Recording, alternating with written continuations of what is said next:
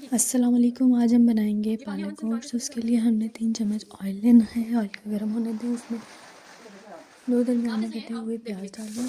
प्याज को light golden होने दें। उसमें 2 चम्मच लहसुन अदरक का पेस्ट ऐड करना है, उसको ब्राउन होने देना है।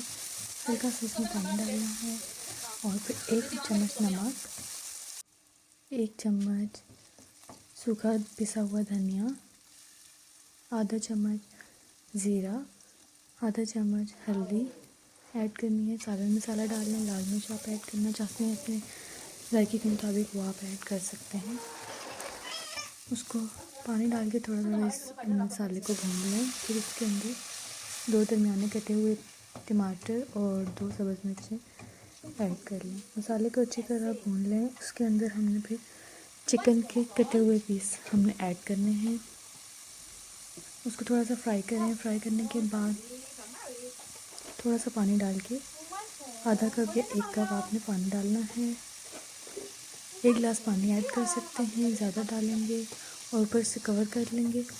कवर होने के बाद उसको 10 मिनट के लिए पकने दें। ज़्यादा पानी ऐड करेंगे तो कोई प्रॉब्लम नहीं है, वो बाद में आप ट्राई कर सकते हैं। चिकन सॉफ्ट होने तक पकने देंगे। चिकन सॉफ्ट हो जाए तो उसमें हमने